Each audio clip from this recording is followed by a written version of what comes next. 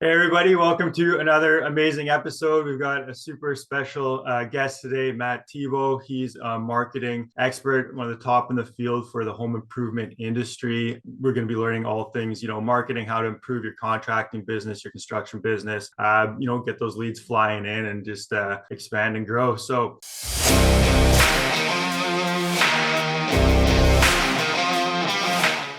he's the owner of Savant Marketing Agency that he helps his clients with. And yeah, welcome here, Matt. How are you doing today? Doing awesome. Thanks for having me, Derek. For sure. So first things first, can you just tell us a little bit about yourself and your company and how you help your clients? Yeah, absolutely. So, my story began when I was around 22 years old. I was working at a construction company, actually straight out of university, 30 grand in debt, and basically just trying to find my way. And I was the only marketing person that they had in that company. And so I worked there for about 6 or 8 months, was living at home, not spending any money, basically just trying to pay off this debt. Yeah. Eventually, once I ended up paying off that debt, I was lucky enough to actually meet a mentor. And he kind of taught me a lot of things to do with marketing and advertising. And he was actually slightly in the construction space. It was more industrial type stuff. Mm-hmm. But I was working with him while I was kind of doing this job on the side. And eventually I kind of realized, hey, I think I want to start a marketing company. So he kind of pointed me in the right direction and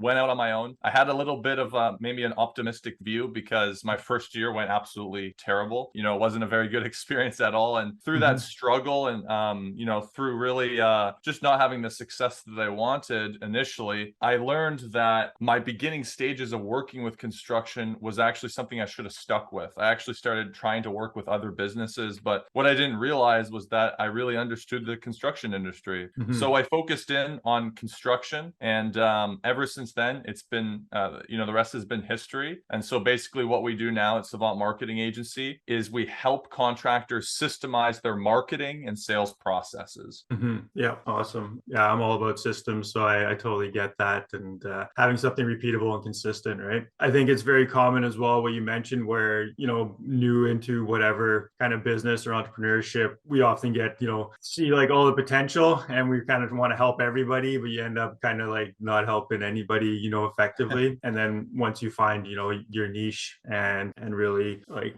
get focused on who you can serve, it's just that much better of an experience for clients for sure. So like one of the first things I know, like a lot of contractors, and they hear digital marketing, they, Facebook, Google ads, right? Put some money into Google ads or Facebook ads and get a bunch of leads and stuff like that. So obviously there's way more to it. Can you tell us a little bit about like what we would need to know to like maximize the ROI if we're putting money into advertising in like those kind of platforms? That's a good question. So I would say kind of, I could talk about some like specific micro things like, oh, do this with your ad, do that with your ad. Mm-hmm. But I think of like a macro point would kind of be advertising has a lot less to do with like a creative process. Like a lot of people think that, when you're doing advertising on Google or Facebook, whatever, a lot of it should be creative. And that's certainly a part of it. But the majority of it actually comes down to just discipline and really looking at the numbers and doing lots of testing. Mm-hmm. And so I think that a lot of contractors will be very like ADD with their marketing, where they'll throw things out and just kind of, there's no real thought process or looking at like, is this actually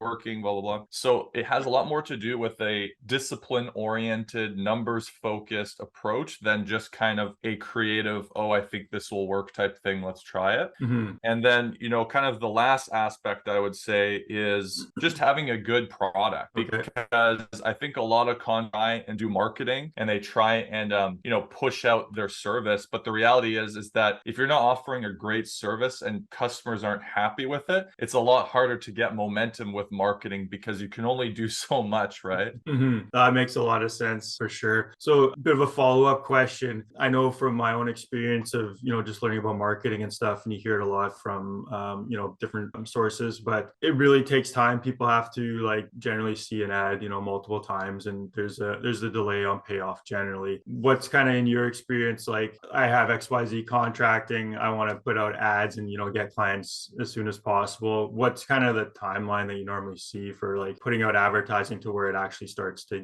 the ball gets rolling and you see results from it? Well, the beauty part of like what we do is it's advertising, right? So we're spending money to put ads in front of the right right people. So whereas like other methods like SEO, where you're kind of slowly ranking a website, that can take like up to 5-6 months. Whereas with what we're doing, we have kind of like a holistic approach. So we do advertising to get the ball rolling fairly quickly. So you can start seeing leads like yesterday, right? Like you just turn it on, it could start happening. The bigger question though is like, and this is why we help them out with their sales as well, is because once those leads start coming in though, what are you doing with those leads, right? And so it's like getting leads in the door is fairly quick and we can get that happening. But in terms of talking about an ROI, then we also need to control what's happening on the other side of the sales process, right? Yeah. And so that's why it's really important that we help contractors out with that, so that they're not just spoiling those leads or not dealing with them properly, right? Yeah, you're spending a bunch of money on ads. You definitely want to have some sort of, system and process to make sure that those leads are turning into actual, booked sales and revenue, right? So that makes a lot of sense. Thanks for sharing that. So I should have mentioned before as well, you're actually an author, not, just a marketing expert, but an author. You literally wrote the book on digital marketing secrets, for contractors. What are some top lessons that you share in your book as far as like marketing and things for contractors? I would say the main takeaway that I tried my best to express in the book is just the importance of positioning yourself in the marketplace. So what I mean by that is the first thing I talk about is you never want to be a generalist. Like before, earlier in this conversation, we were talking about my journey where I was working with a bunch of different companies and then ultimately decided on focusing on just contractors. That's very deliberate in the result of my success, because when you become a specialist, then you're able to simplify your marketing, simplify your operations. It's easier to grow. It's easier to get better results. And so in the book, what I talk about is don't ever be a generalist contractor. Find that service that you provide and really, really drill down on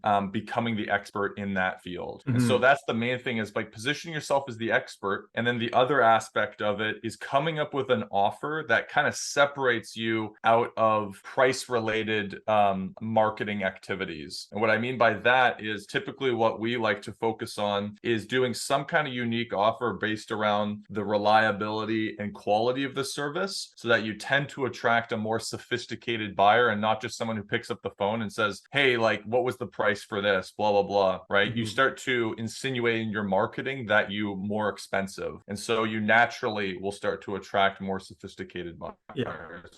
Yeah, that's another kind of learning experience as well, is often as you get more specialized, I mean, you're able to charge more money because people see you as a direct solution to whichever problem, whether that's, you do bathrooms or you do cabinet refacing or you do concrete flat work or whatever. So that makes a lot of sense, definitely. So we've talked about marketing so far. You also, like you said, you help with the sales, the whole sales process. What are like some common mistakes that you see, guys getting wrong with the whole sales part of the business? I would say like the big kind of mistake that a lot of contractors make is they're just winging it. Like they get a phone call and they kind of just say whatever, and then whatever happens from there, like they're kind of just winging whatever comes their way, the opportunities. And what you have to understand is that from start to finish of like someone seeing your ad, clicking it, submitting through, you getting that, calling them up, talking to them, meeting with them, like all of that is a very deliberate sales process that can be engineered and optimized, right? So a lot of contractors, the problem is they get on the phone and,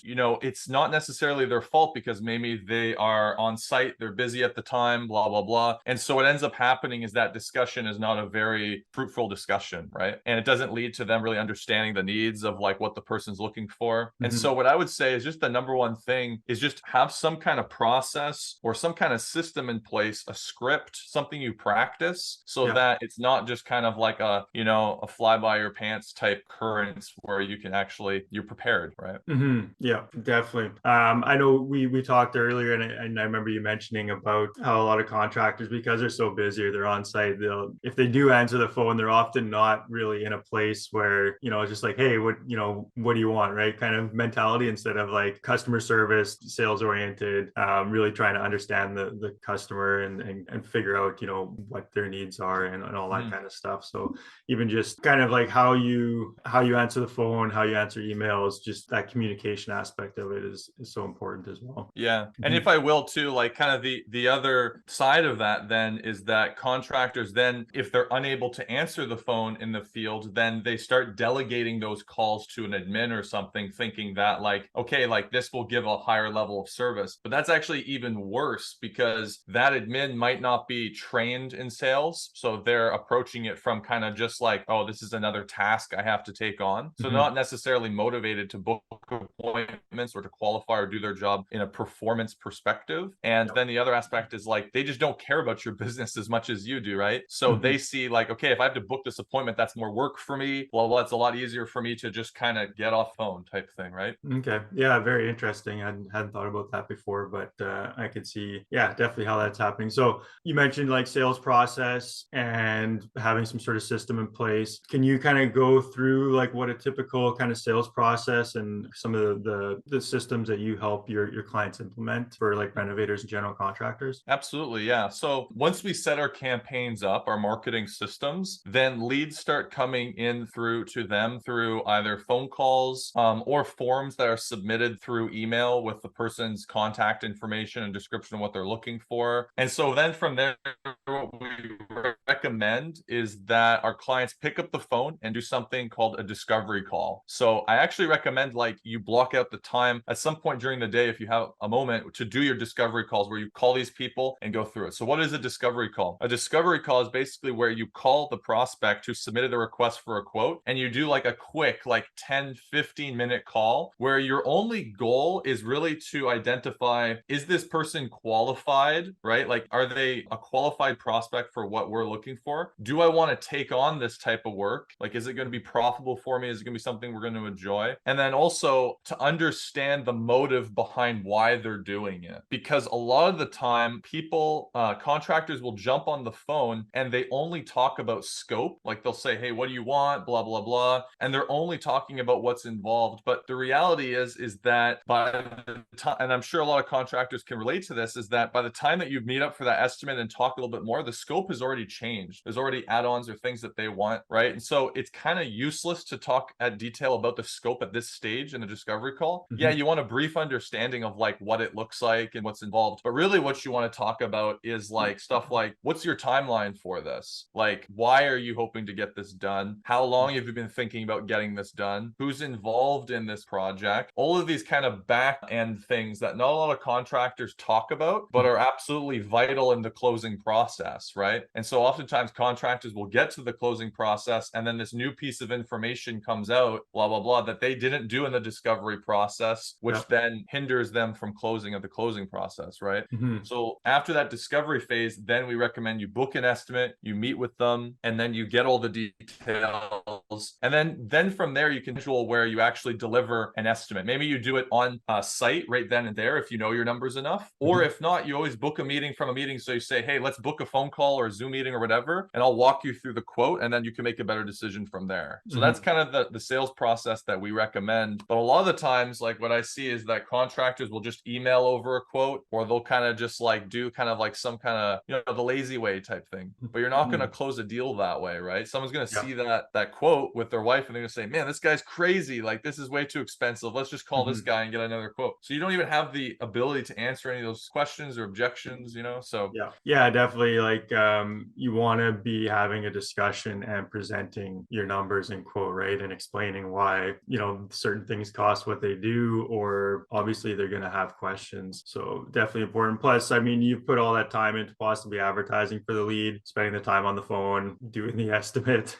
You definitely, after putting all that work into it, want to make sure that you are in a position to like, get into the close and put some time into making sure that they're comfortable and ready to move forward, and not just kind of like, you know, here you go at the end and then, oh, they didn't go for it, I wonder why, kind of thing. So, but no, that's a great process. Bit of a follow-up as far as like, you know, you mentioned like some scripts and like maybe some documentation or certain things around sales. What are like maybe some like documents or specific any like software or anything that you'd suggest contractors like use to get something? Like, I know for me, like sales, you don't want to obviously sound like a robot and be totally scripted, but there should be some sort of like you know, you talk about A, B, C, D, and then kind of keep things moving along. So can you speak to that a bit about? Yeah, so I think that this is kind of where the importance of role play comes in. So you have your script, but it's important for you to practice it with people who can pretend to be a homeowner or something. something so you're sounding natural through the process, and Yep. that you're practicing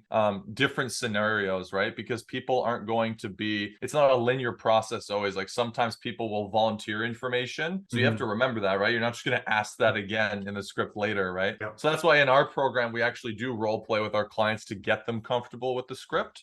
As far as software for your sales process, we recommend like CRMs like Jobber, just something simple. Hey, like if you aren't that good with technology, then maybe you have some kind of booklet or something where you make notes and you write the person's details. Hey, if that works for you, then that's great, right? But you need somewhere where you can store those leads so that in the morning, if you're like, I need some new business, you can open up your book or open up your CRM, look through and be like, oh, I forgot to contact Jimmy. I'll give him a call and see where he's at, right? And so a lot of contractors don't do that as well. Like they're just kind of managing their sales through their email inbox and kind of taking everything as it comes. Yeah. And so you're leaving a lot of money on the table, right? If you're gonna, like what you said, Derek, you're gonna spend that money on advertising, then you need to kind of squeeze out every single dollar that can come from the leads that you've already collected, right?